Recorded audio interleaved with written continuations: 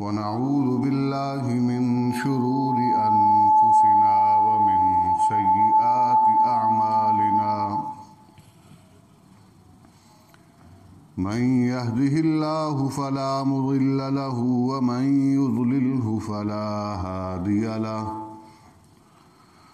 ونشهد أن لا إله إلا الله وحده لا شريك له ونشهد أن سيدنا وسندنا وحبيبنا وشفيعنا ومولانا وقائدنا الأعظم والنبي الأكرم والرسول الأفخم محمدًا عبده ورسوله لا نبي بعده ولا رسول بعده ولا معصوم بعده ولا إمام بعده ولا أمة بعد أمته وصلى الله تبارك وتعالى عليه وعلى آله وأصحابه وأزواجه وأبنائه وبناته وذرياته وأتباعه أجمعين وسلم تسليما كثيرا كثيرا.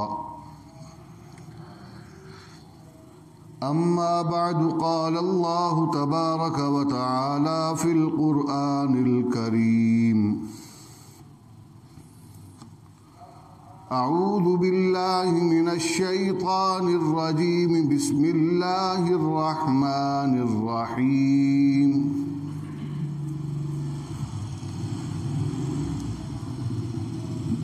إن الذين يحبون أن تشيع الفاحشة في الذين آمنوا لهم عذاب أليم في الدنيا والآخرة والله يعلم وأنتم لا تعلمون. وقال الله تبارك وتعالى عز وجل في مقام آخر يا أيها الذين آمنوا اتقوا الله وقولوا قولا سديدا يصلح لكم أعمالكم ويغفر لكم ذنوبكم ومن يطع الله ورسوله فقد فاز فوزا عظيما. صدق الله العلي العظيم وصدق رسوله النبي الكريم ونحن على ذلك من الشاهدين والشاكرين والحمد لله رب العالمين. اللهم صل على محمد وعلى آل محمد كما صليت على إبراهيم وعلى آل إبراهيم إنك حميد مجيد. اللهم بارك على محمد وعلى آل محمد كما باركت على إبراهيم وعلى آل إبراهيم إنك حميد مجيد.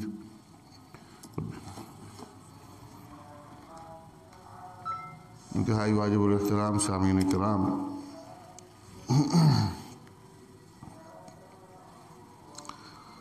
گزشتہ کچھ جمعوں سے ہمارا موضوع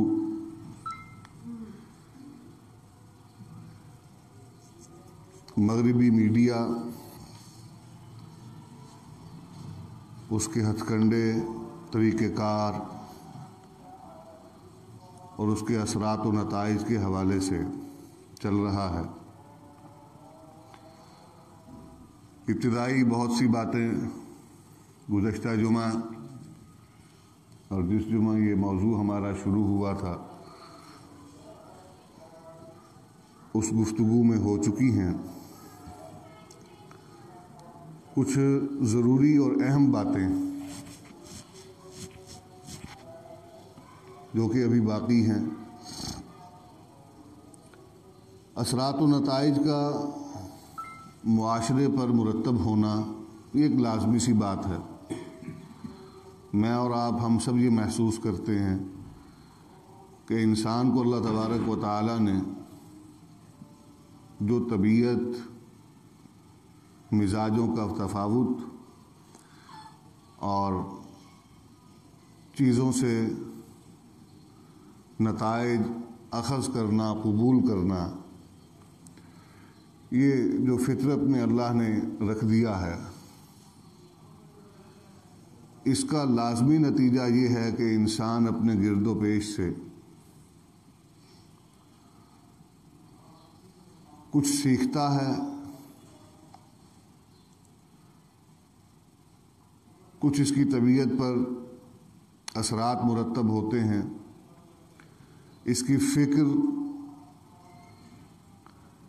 اس ماحول کی پابند ہو جاتی ہے۔ بہت کم لوگ ایسے ہوتے ہیں جو اس ماحول میں رہتے ہوئے بھی اللہ تبارک و تعالیٰ کی توفیق سے اس کے اثرات سے محفوظ رہتے ہیں، اور اللہ تبارک و تعالیٰ ہی انہیں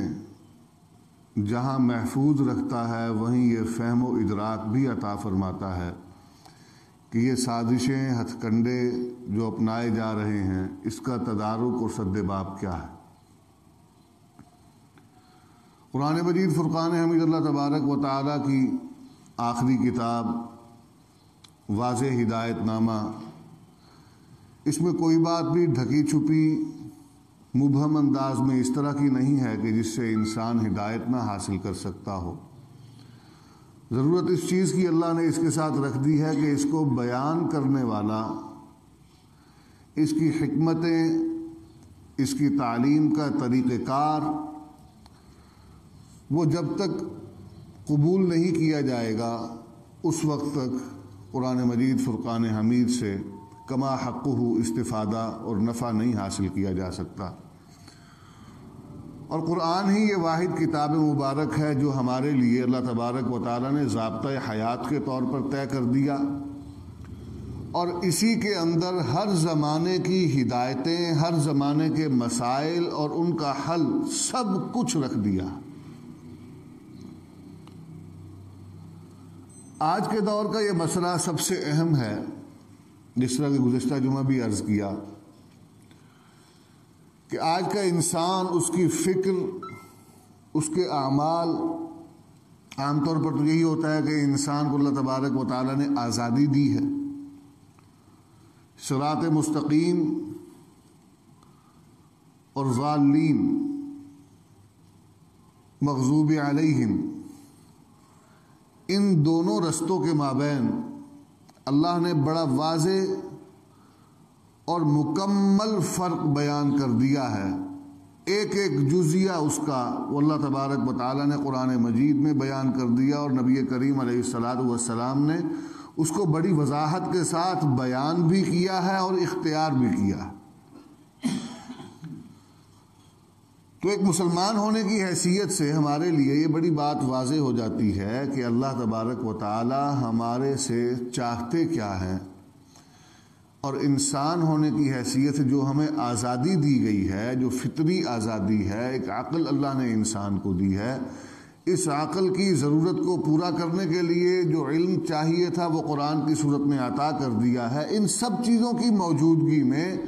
آج کا مسلمان اپنے فکر و عمل پر اپنا اختیار آہستہ آہستہ کیوں کھوتا چلا جا رہا ہے، یہ ایک بہت اہم سوال ہے۔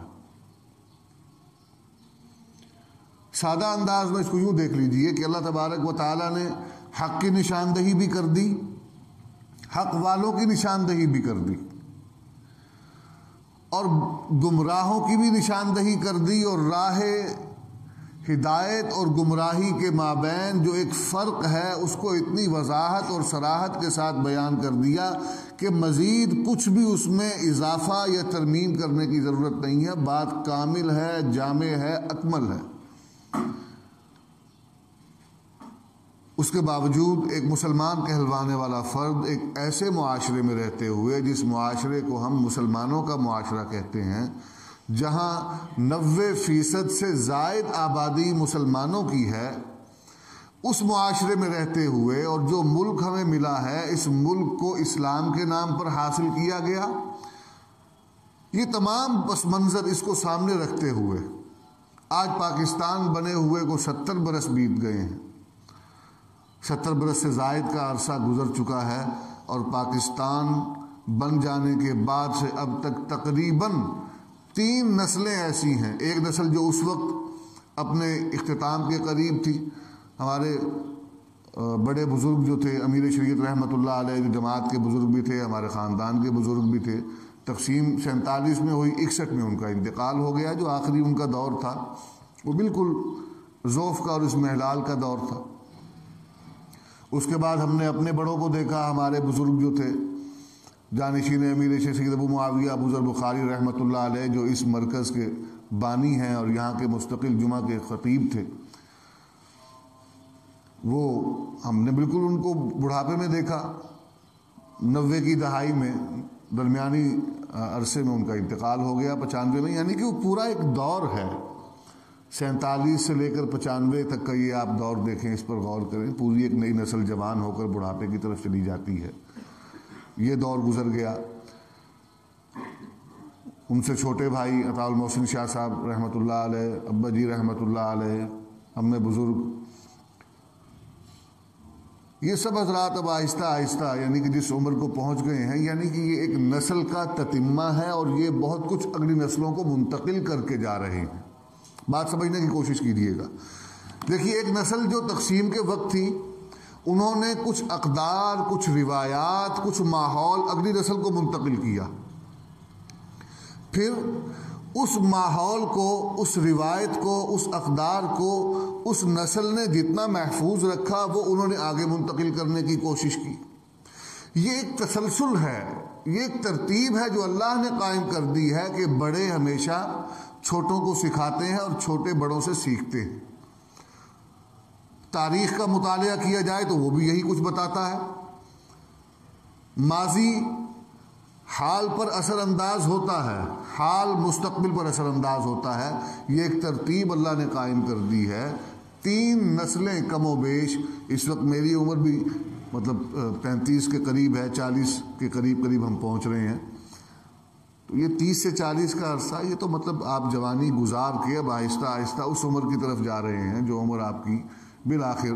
جب 40 کے قریب آپ پہنچتے ہیں تو وہ جوانی ختم ہو چکی ہوتی ہے، فکر تبدیل ہو چکی ہوتی ہے،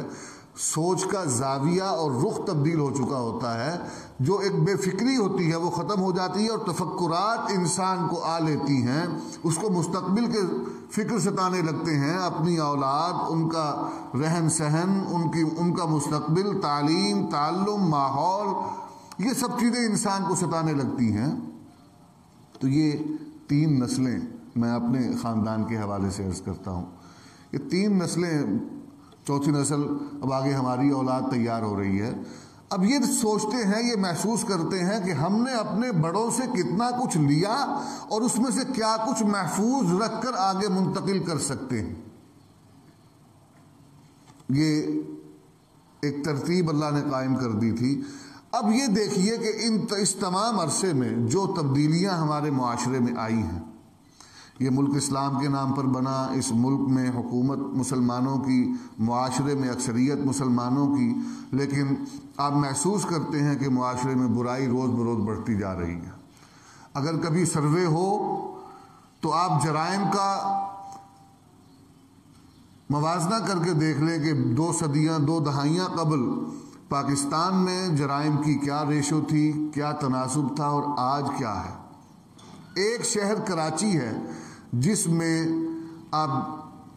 کبھی اخبارات کی پرانی فائلیں اٹھا کر دیکھیں کہ وہاں پر جرائم، جس کو آپ اسٹریٹ کرائمز کہتے ہیں، وہ پہلے کتنے تھے اور اب کتنے ہو گئے ہیں۔ آپ کے پاس اسلحہ جدید آ گیا، آپ نے کیمرے لگا دیے ہیں جی، آپ کے پاس جدید سے جدید جو ہے وہ آپ نے تربیت دے کر ایسی فورسز تیار کر لی۔ پہلے صرف سادہ پولیس ہوا کرتی تھی، ہیں جی، پھر اس کے بعد ایلیٹ بنی، وہ محافظ اسکواڈ الگ سے بنایا گیا، پھر اس کے بعد اب یہ ڈولفن فورس آ گئی پنجاب کے اندر، اسی طرح سندھ کے اندر الگ معاملات ہیں۔ تو یہ سب کچھ بڑھتا جا رہا ہے، تدارک کے اسباب بھی ہم بڑھاتے چلے جا رہے ہیں بظاہر، لیکن جرائم پر قابو نہیں پایا جا رہا، معاشرے سے بے راہ روی نہیں ختم ہو رہی۔ ابھی یہ کچھ 2-1 دن پہلے کی بات ہے، آپ کے یہ علاقہ بند بوسن میں لڑکے کے ساتھ شادی کی ویڈیو چلی، پولیس موقع پر پہنچی، ان کو گرفتار کیا، اٹھا کر لے گئے۔ وہاں پر ایسا نہیں ہے کہ چھپ چھپا کے ہو رہا تھا، 200 کے قریب کہتے ہیں لوگ موقع پر موجود تھے، 200 کے قریب، یہاں تک آپ پہنچ گئے۔ تو یہ اسباب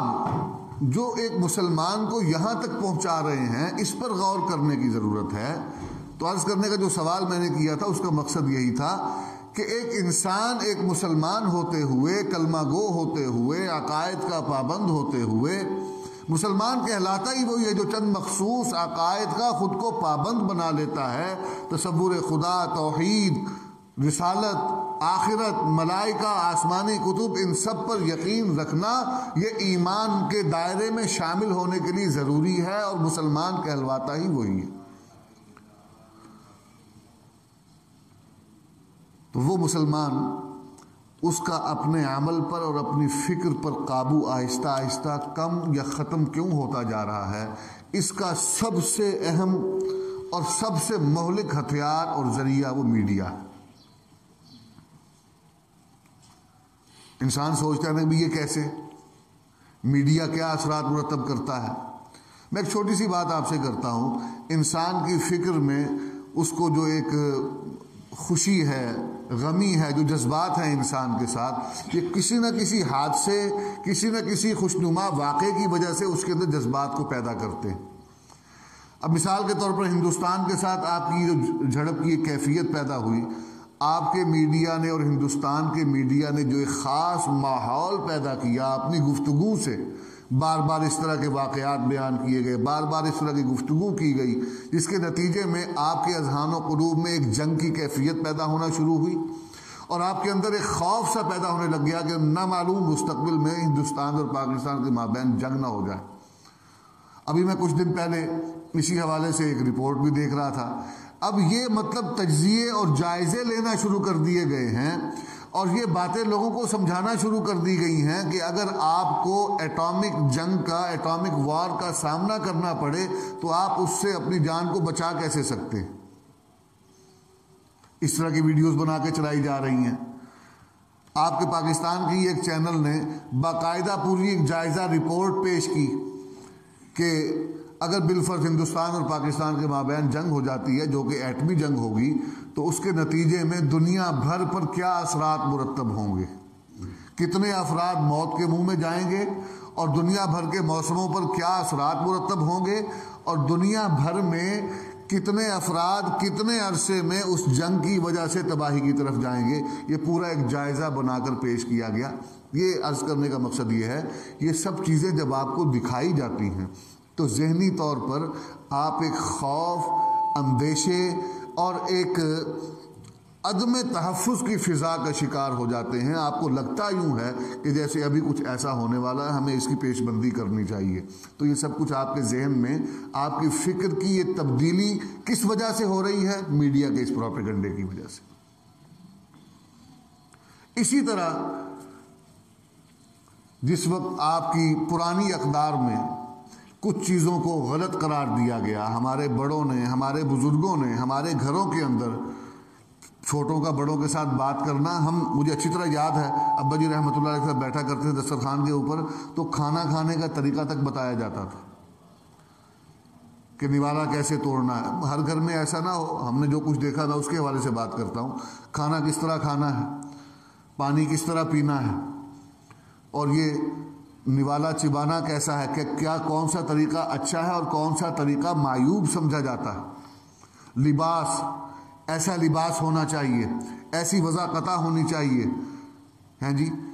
اور لباس کا یہ لمبائی لباس کی کتنی ہونی چاہیے، اس کی چوڑائی کتنی ہونی چاہیے، یہ سب چیزیں ماضی کے اندر گھروں کے ماحول میں بڑی بوڑھیاں، بڑے مرد، بڑی خواتین یہ بچوں کو بتایا کرتی تھی، سمجھایا کرتی تھی. اور اگر کسی کے عمل میں کچھ اس کے خلاف ہوتا تھا تو اس کو تنبیہ کی جاتی تھی اور اس کو باور کروانے کی کوشش کی جاتی تھی کہ تم سے عمل بد سرزد ہوا ہے جس کا نتیجہ اچھا نہیں ہوگا. یہ سب کچھ جو ہوتا تھا یہ اقدار تھیں جو برائی کا ایک معیار تھا، ایک پیمانہ تھا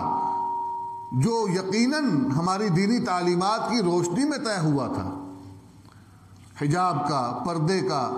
حیا کا جو ایک تصور تھا، عفت و پاک دامنی کا، وہ سب کچھ ہماری روایات کے ذریعے ہم میں منتقل ہو رہا تھا. میڈیا نے انہی روایات کو، انہی خیالات کو، انہی اقدار کو فرسودہ کہہ کے، اگر آپ اپنی بچی پر کوئی تھوڑی سی پابندی لگاتے ہیں، بچے پر پابندی لگاتے ہیں، تو میڈیا آپ کو یہ بتا رہا ہے کہ یہ پابندیاں ناجائز ہیں، یہ آزادی سلب کی جا رہی ہے بچے کی. اور اس کو اس قدر تواتر سے، اس قدر تکرار سے، کبھی ڈرامے میں، کبھی کسی پروگرام میں، کبھی آپ کسی فلم میں، کبھی کسی مذاکرے میں، ان سب چیزوں کو آپ سنتے ہیں جس سے یقینی نتیجہ یہ نکلتا ہے کہ آپ کی وہ نسل جس کا وہ حقیقی مسئلہ ہے اس کے ذہن میں یہ بات بیٹھ جاتی ہے کہ ہمارے بڑے ہمارے ساتھ زبردستی کر رہے ہیں اور غلط سلوک کر رہے ہیں. یہ جو پابندیاں ان کی طرف سے لگائی جا رہی ہیں یہ ناجائز ہے اور زیادتی کے زمرے میں آتی ہے. یہ فکر کی تبدیلی یہ میڈیا کا پروپیگنڈا ہے. اس سے کیا ہوتا ہے، آپ کے عمل میں تبدیلی واقع ہونا شروع ہوتی ہے. وہ جو چھوٹوں کا بڑوں کے ساتھ احترام کا تعلق تھا وہ اب بغاوت کا تعلق بن جاتا ہے. میں نے ابتدا میں بھی یہ بات عرض کی تھی 2-3 جمعہ قبل، چھوٹے چھوٹے آپ کے واقعات، ان سے اثرات مرتب ہوتے ہیں. یہی آپ کے ملتان ریلوے اسٹیشن پر وہ ایک دہشت گردوں سے نمٹنے کی ایک تربیت کی گئی، نمائشی جس طرح ہوتی ہے، تو اس کے اندر وہ جو دہشت گرد کا حلیہ بنایا گیا تھا، اس کا حلیہ تھا پگڑی، داڑھی، اس کا لباس، وضاقتہ، وہ ساری وہ وضاقتہ تھی جو ہماری تعلیمات کے اندر ایک مسلمان، سچے مسلمان کی ہونی چاہیے، جو کہ نبی کریم علیہ الصلاۃ والسلام، سب کہہ دیجیے صلی اللہ علیہ وسلم، آپ کی تعلیمات پر عمل کرنے والا اور آپ کے دیے ہوئے نظام معاملات کو ماننے والا اور آپ کی شکل و صورت کو اچھا سمجھ کر اس کو ماڈل بنا کر اس پر عمل کرنے والا، اس کی کاپی کرنے کی کوشش کرنے والا، وہ انسان جب اپنے لباس کو نبی کے لباس کے مماثل کرنے کی کوشش کرتا ہے، اسلامی تعلیمات کے قریب کرنے کی کوشش کرتا ہے، تو جو حلیہ اس کا سامنے آتا ہے بعین ہی وہی حلیہ تھا اس دہشت گرد کا جس کو دہشت گرد بنا کے کھڑا کیا گیا اور بتایا گیا کہ یہ دہشت گرد ہے. اور اس کے خلاف پھر وہاں پر ایک نمائشی جو ہے وہ ساری وہ پریکٹس کی گئی کہ بھی اگر دہشت گرد کبھی اسٹیشن پر حملہ کریں گے تو کیسے. اس واقعے سے میں زیادہ طویل بات نہیں کروں گا. اس واقعے سے آپ دیکھیے کہ جو لوگ وہاں پر اس نمائش پر موجود ہیں، جو یہ سب کچھ ہوتا دیکھ رہے ہیں، یا جن کو بعد میں ریکارڈ کر کے دکھایا جائے گا، ان کے ذہن میں لاشعوری طور پر یہ بات بیٹھ جائے گی کہ یہ حلیہ یہ دہشت گردوں کا ہے. آپ کی آئندہ نسل جو ہے ان کے ذہن میں یہ بات بٹھا دی جائے گی کہ اس حلیے میں پھرنے والا آدمی یہ شدت پسند ہے، یہ بنیاد پرست ہے، جتنے نام ان کو دیے جاتے ہیں. اور میں تو اکثر دوستوں سے عرض کیا کرتا ہوں کہ شدت پسندی، بنیاد پرستی، دیکھیے دنیا بھر میں اس وقت ہندوستان میں، امریکہ میں، انگلینڈ میں، خود رشیا کے اندر، آپ کے پاکستان میں بھی ایسی تنظیمیں سیاسی یا غیر سیاسی کام کر رہی ہیں جو مذہب سے عام آدمی کو بیزار کرنے کی کوشش کر رہی ہیں اور سیکولرزم کی طرف لے کر جانا چاہتی ہیں کہ ریاست کا مذہب کے ساتھ کوئی تعلق نہیں ہونا چاہیے.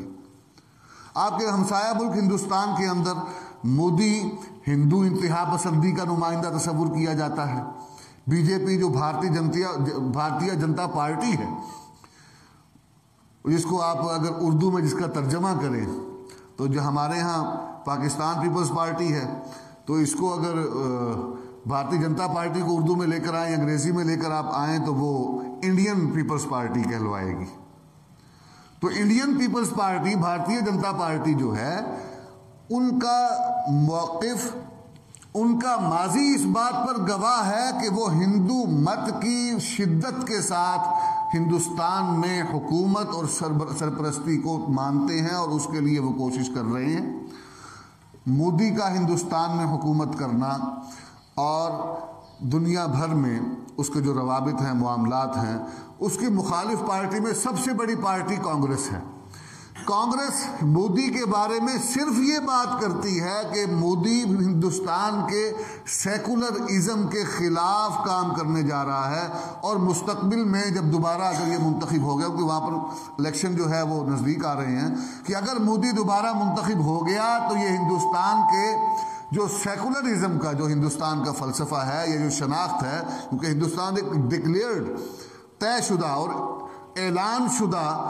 سیکولر ریاست ہے، سیکولر اسٹیٹ ہے، جس کا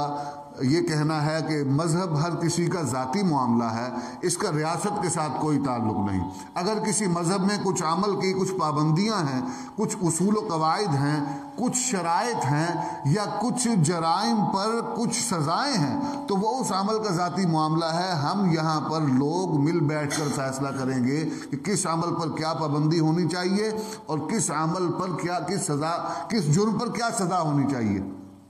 یہ ایک سیکولر اسٹیٹ کا مختصر سا خاکہ ہوتا ہے کہ انسان کو اختیار دے دیا جائے کہ وہ اپنی مرضی سے اپنی چیزوں کے متعلق فیصلہ کرے کہ میرے ملک کے بارے میں کیا چیز سب سے اہم ہے اور کیا چیز سب سے بہتر ہے۔ تو ہندوستان کا وہ سیکولر جو ایک تشخص تھا دنیا کے سامنے، اس تشخص کو نقصان پہنچانے کا خطرہ اور ڈراوا دیا جاتا ہے مودی کی شخصیت یا بی جے پی کے بارے میں۔ اور پاکستان کے اندر مذہبی قوتیں کبھی بھی حکومت میں اس طرح نہیں آئیں، لیکن ان کے بارے میں بھی پروپیگنڈا یہی موجود ہے کہ پاکستان میں مذہبی قوتیں پاکستان کو یوں سمجھ لیجئے کہ وہ کہتے ہیں کہ پاکستان کی مذہبی قوتیں پاکستان میں اگر حکومت پر آ گئیں تو پھر اس کا مطلب یہ ہوگا چور کے ہاتھ کاٹے جائیں گے، زانی کو سزا دی جائے گی، شرابی کو سزا دی جائے گی۔ اور ماضی سے ان حکمرانوں کا جو پاکستان کے جو اس کا ایک آئین اس کو اسلامی تشخص دیتا ہے، اس کے خلاف بات کرتے ہیں اور یہ کہتے ہیں کہ پاکستان میں اسلام کا ریاست کا کوئی تعلق نہیں ہونا چاہیے۔ وہ یہی کہتے ہیں کہ مذہبی جماعتیں یہ اگر حکومت میں آ گئیں تو آپ کی آئندہ نسلیں کوئی لنگڑی پیدا ہوں گی، ہاں جی، کسی کے ہاتھ کاٹے جائیں گے، کسی کی ٹانگ کاٹی جائے گی، وہ آنکھ کے بدلے آنکھ۔ اس کو کہتے ہیں کہ یہ ظالمانہ فلسفہ ہے، معاذ اللہ ثم معاذ اللہ، یہ تو قرآن کہہ رہا ہے۔ اور اس سے زیادہ قرین انصاف اور کیا ہے کہ اگر آپ کسی کو کچھ نقصان پہنچاتے ہیں تو ریاست اس کے نقصان کا ہرجانہ نقصان پہنچانے والے سے وصول کرے۔ اگر آپ ایسا نہیں کریں گے تو جس کا نقصان ہوا ہے اس کی تشفی نہیں ہوگی، اور ممکن ہے وہ پھر کسی ایسے عمل کو اختیار کرے جو غیر منصفانہ ہو یا غیر قانونی ہو۔ خیر، بات طویل ہو جائے گی۔ یہ ایک فکر اور فلسفہ یا ایک پروپیگنڈا جو ہے دنیا بھر میں مذہب کے خلاف کیا جا رہا ہے۔ تو ہندو مت ہو یا آپ کا عیسائیت ہو، یہودیت ہو، یہ تو وہ تمام دھرم ہیں، وہ تمام مذاہب ہیں جن کا خدا کے ساتھ اب وہ تعلق باقی نہیں رہا جو قرآن کا ہے اور اسلام کا ہے۔ ہم سب بحیثیت مسلمان، ہمارا یقین ہے، ہمارا اعلان ہے کہ اللہ تبارک و تعالیٰ نے ایک قرآن مجید فرقان حمید کو آخری ہدایت نامہ قرار دیا ہے، اور یہی کتاب ہے جو قیامت تک کے انسانوں کی رہنمائی کرے گی اور ان کے مسائل کا حل دے گی۔ تو ہماری بنیاد تو حقیقت پر مبنی ہے، ہماری بنیاد تو صداقت پر مبنی ہے، ہماری بنیاد تو اس اصل کے ساتھ وابستہ ہے جو انسانیت کی اصل ہے۔ اور اگر ہمیں بنیاد پرست کہا جاتا ہے تو ہمیں اس پر کوئی ذرا سا بھی شرمندگی کا شائبہ نہیں ہونا چاہیے۔ فنڈامنٹلزم، فنڈامنٹلسٹ، یہ شدت پسند، ایکسٹریمسٹ، ایک آدمی جو اپنے دینی معاملات میں وہ نماز کا پابند ہے، روزے کا پابند ہے، زکوٰۃ اور صدقات کا پابند ہے، جو اپنی اخلاقیات، اپنے معاملات، زندگی کے تمام معاملات میں اللہ کے دیے ہوئے احکامات اور نبی کے اختیار کیے ہوئے اعمال کی پابندی کرتا ہے، عام اصطلاح میں اسے ایکسٹریمسٹ کہا جاتا ہے، انتہا پسند کہا جاتا ہے کہ یہ دین کے معاملے میں انتہا پر جانے والا ہے، لیکن اس کو دین کی اصطلاح میں متقی کہا جاتا ہے۔ ایک متقی کو اگر آپ ایکسٹریمسٹ کہیں گے، انتہا پسند کہیں گے، لفظوں کی تبدیلی سے معنی تبدیل ہوتے ہیں، اور اس کا تاثر دوسرے آدمی جو ایک لے مین ہے، جو میڈیا سے سب سے زیادہ متاثر ہوتا ہے، اس کے ذہن میں جو خاکہ تیار ہوتا ہے وہ یہی ہوتا ہے کہ جو آدمی یہ نماز روزے کا پابند ہے، جو اپنے کاروبار میں، اپنے معاملات میں، اپنے لین دین میں، اپنی بول چال میں، اپنے چلنے پھرنے میں، ہر قسم کے اپنے معاملات میں جو اللہ اور اس کے رسول کی اطاعت اور اتباع زندگی گزارتا ہے، یہ تو انتہا پسند ہے، اس کو دنیا کا کیا پتہ ہو، یہ تو مولوی ہے، یہ صوفی ہے، یہ بس ایسے ہی ہے۔ داڑھی والے کو ہم تصحیح کی طنز کی نگاہ سے دیکھتے ہیں۔ یہ سب کچھ کیوں ہوا؟ یہ فکر تبدیل کیوں ہوئی؟ یہی میرا سوال تھا کہ آج انسانوں میں، مسلمانوں میں، پاکستان کے مسلمانوں میں، وہ ملک جو اسلام کے نام پر بنا، 70 سال گزر گئے پاکستان بنے ہوئے، ہونا تو یہ چاہیے تھا کہ یہاں پر مسلمان ترقی کرتے، یہاں پر مسلمانوں کے لیے ایسا ماحول پیدا کیا جاتا کہ ان کی دینی ترقی بھی ہوتی اور مادی ترقی بھی ہوتی، لیکن مادی ترقی کے نام پر ان کو بالکل مغرب کی گود میں ڈالنے کا وہ نصاب مرتب کر دیا گیا، اور دینی ترقی کے حوالے سے جو لوگ کچھ محنت کر رہے ہیں، اپنی کوششیں کر رہے ہیں، کمزور سی مدارس والے، ان کے بارے میں اب یہ فیصلے آ رہے ہیں،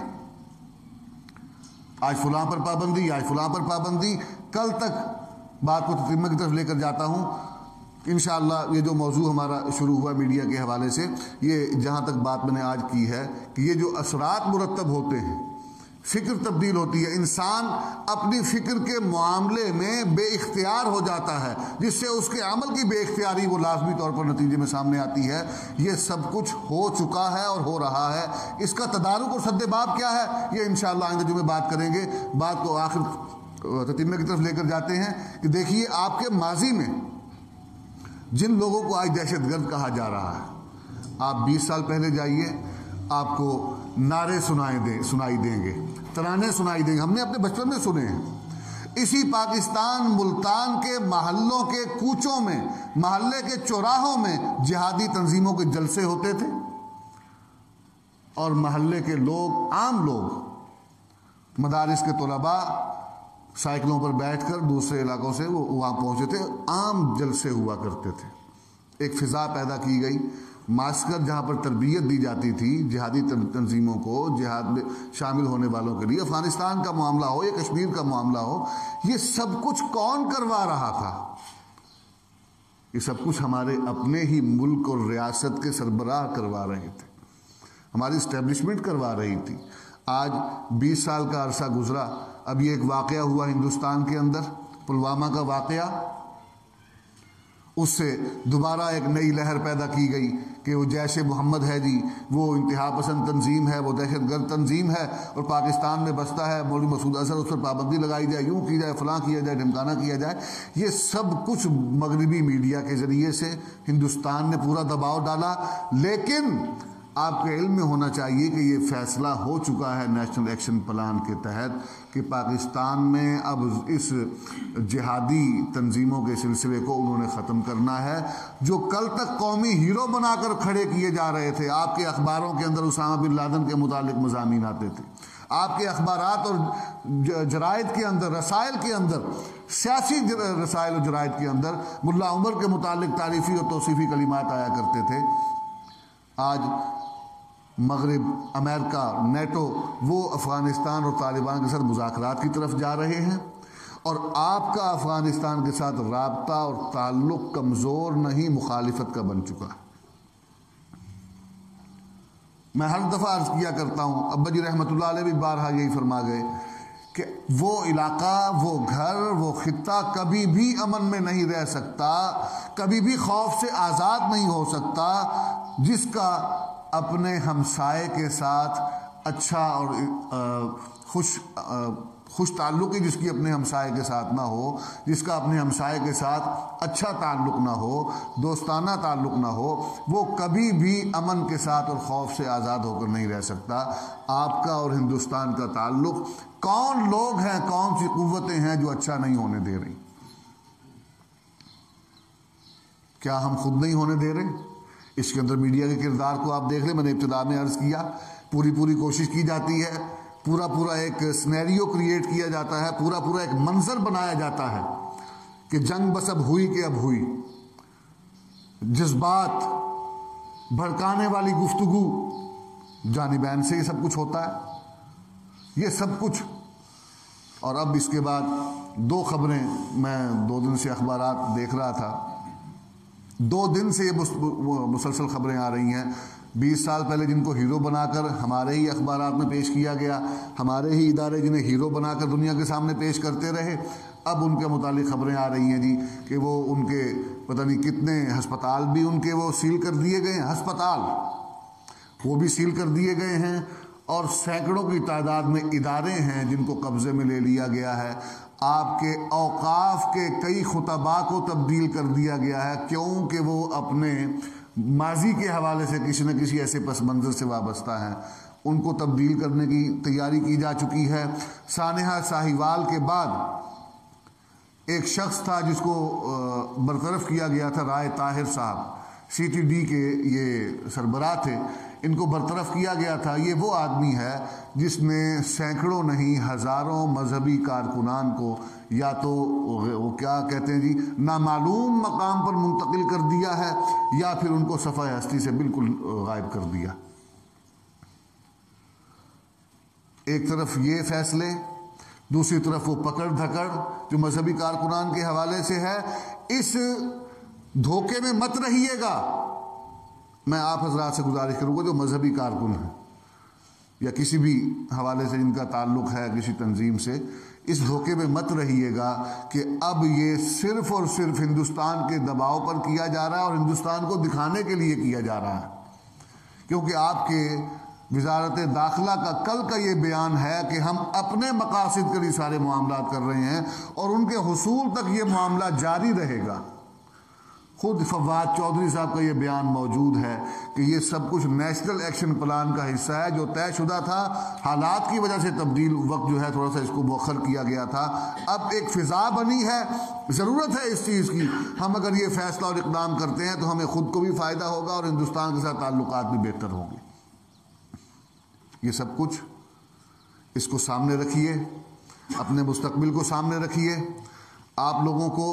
دین کے ساتھ، خدا کے ساتھ، رسول کے ساتھ، قرآن کے ساتھ اگر کوئی وابستہ کرتا ہے تو مولوی کرتا ہے، مدرسہ کرتا ہے، اسی پر ہی پابندی لگائی جا رہی ہے، اسی کو ہی محصور کرنے کی کوشش کی جا رہی ہے، اسی پر ہی اپنا ایجنڈا مسلط کرنے کی کوشش کی جا رہی ہے۔ یاد رکھیے، علماء انہی کو اختیار ہے کہ وہ اپنی نئی نسل کو دین کے متعلق جو نصاب مرتب کر کے سکھائیں۔ یہ اللہ نے انہی کو علم عطا فرمایا ہے، انہوں نے ہی دین پڑھا ہے، انہی کو معلوم ہے کہ قرآن کیا کہتا ہے، حدیث میں کیا آیا ہے۔ کسی بے دین کو مغرب کے کہنے پر، امریکہ کے کہنے پر یا دنیا کی کسی اور طاقت کے کہنے پر پاکستان یا دنیا بھر کے کسی بھی مدرسے کا نصاب تبدیل کرنے کی اجازت نہیں ہے، نہیں ہے، نہیں ہے۔ لیکن یہ فیصلہ ریاستوں کا ہوا کرتا ہے، ریاستیں طاقت کے ساتھ بہت کچھ کروا لیا کرتی ہیں۔ ہمیں اور آپ کو اس صورتحال میں اب یہ سوچنے کی ضرورت ہے کہ ہمارا تعلق علماء کے ساتھ جو ماضی میں رہا ہے یہ آئندہ کتنا رہے گا، اور جو کچھ ہمیں ماضی میں پڑھایا گیا کیا وہ غلط تھا، یا جو کچھ اب نصاب کے نام پر ہمیں پڑھانے کی کوشش کی جائے گی یہ غلط ہے۔ یہ سوالات ہیں، یہ ایک نشست میں حل ہونے والے نہیں ہیں۔ یہ وہ مسائل ہیں جو ہمیں اب مستقبل میں جن کا سامنا کرنا پڑے گا۔ یہ ہمارے موجودہ حکمران جو جماعت ہے، ان کا ماضی ہمارے سامنے ہے، ان کے عزائم ہمارے سامنے ہیں، ان کا تصور ریاست مدینہ ہم جانتے ہیں۔ ہمیں یہ دھوکہ نہیں ہے کہ یہ اس ریاست مدینہ کی بات کرتے ہیں جو نبی کریم علیہ الصلوۃ والسلام نے قائم کی تھی. ہم بالکل یہ ماننے کو تیار نہیں ہیں کہ یہ وہی ریاست مدینہ قائم کریں گے. یہ ریاست مدینہ کا نام لے کر آپ کو دھوکہ دے رہے ہیں، دھوکہ دے رہے ہیں، دھوکہ دے رہے ہیں. ان کا تصور وہی ہے جو مغرب میں ریاست کا ہے اور جو آپ کے ہمسایہ ملک میں پایا جاتا ہے. یہ وہی تصور ریاست پاکستان میں لانا چاہتے ہیں. جس طرح ان کی ذات کے متعلق سوال کیا جائے، کوئی غلطی ان سے ہو مذہبی حوالے سے، یہ کہتے ہیں کہ نہیں وہ تو ان کا ذاتی معاملہ ہے. مذہب ذاتی معاملہ ہے جی. کسی بھی لیڈر کی مذہبی یا ذاتی زندگی پر سوالات نہیں کرنے چاہیے. بعینی ہی یہی معاملہ ان کا ریاست کے متعلق ہوگا آئندہ. عین ممکن ہے کہ نام کچھ اور رکھا جائے، لیکن پاکستان کے اسلامی تشخص کو جو قرارداد مقاصد اور آئین کی طے شدہ شکلوں میں ہمیں ماضی سے اب تک جس کا سامنا ہے اور جس کی وجہ سے ہم ایک اطمینان کی فضا میں رہ رہے ہیں کہ پاکستان چلو کبھی اگر یہ شکلیں موجود رہیں، آئین کا حصہ رہیں، قرارداد مقاصد، تو ممکن ہے مستقبل کے اندر کبھی پاکستان کا اسلامی تشخص بحال ہو جائے اور اسلام کی حکومت قائم ہو جائے. ہمیں امید نہیں ہے کہ اس کو باقی رہنے دیا جائے گا. یہ سب کچھ اسی کی پیش بندی کی جا رہی ہے. مذہبی قوتوں کو کمزور کر دیا جائے، ان کو کمزور کر کے ان کا رد عمل توڑ دیا جائے. جب رد عمل ٹوٹ جائے گا پھر جو چاہے یہ کرے، کوئی پوچھنے والا نہیں، کوئی جواب دینے والا نہیں. ہماری نئی نسل کو تو میڈیا کے سپرد کر دیا. میڈیا جو بتائے گا وہ اسی طرف جائیں گے. وہ دن کہیں گے یہ دن کہیں گے، وہ رات کہیں گے یہ رات کہیں گے. جس طرح آپ دیکھ سکتے ہیں ناموس رسالت کے معاملہ میں آسیہ کو چھڑوا دیا گیا، رہا کر دیا گیا، اور اس معاملے میں جو چہرہ میدان میں تھا اس کو جیل میں ڈال دیا. ایک آدمی لیڈ کر رہا تھا، اس کو جیل میں ڈالا، ساری تحریک نیست و نابود ہو گئی، ملیا میٹ ہو گئی. مسئلہ پوری امت کا تھا، پاکستان میں بسنے والے کروڑوں مسلمانوں کا تھا. چند ہزار اگر گرفتار ہوئے ہیں تو باقی مسلمانوں کا ایمان کہاں چلا گیا؟ ان کی آواز کیوں نہیں نکلی؟ اسی لیے کہ ان کو اس قدر کمزور کر دیا گیا، کچھ کو میڈیا کے ذریعے اور کچھ کو جن سے خطرہ تھا ان کو اس قدر ڈرا دھمکا کے ماورائے عدالت قتل، نامعلوم مقام پر منتقلیاں. اس کی وجہ سے مذہبی کارکن اس قدر خوفزدہ ہو گیا کہ وہ اب اپنے ایمان کے اظہار سے بھی ڈرتا ہے. مستقبل میں اگر کبھی پاکستان کا تشخص تبدیل ہو گیا، جب ختم نبوت کے مسئلہ پر، ناموس رسالت کے مسئلہ پر ہم لوگ خاموش رہے، اس پر کیا بولیں گے، کیا رد عمل دیں گے؟ یہ سوالات ہیں. اس کے لیے ہمیں کیا کرنا ہے؟ اپنی آئندہ نسلوں کے ایمان کی حفاظت کے لیے، ان کی تبدیلی کے لیے اور ان کو میڈیا کے اثرات سے محفوظ رکھنے کے لیے ہم انفرادی سطح پر، اجتماعی سطح پر کیا اقدامات کر سکتے ہیں اور کیا ہماری ذمہ داریاں ہیں. انشاءاللہ آئندہ جو میں اس کے حوالے سے گفتگو ہوگی. اللہ تبارک و تعالی میرا اور آپ کا ہم سب کا حامی و ناصر ہو. جو کچھ عرض کرنے کی توفیق عطا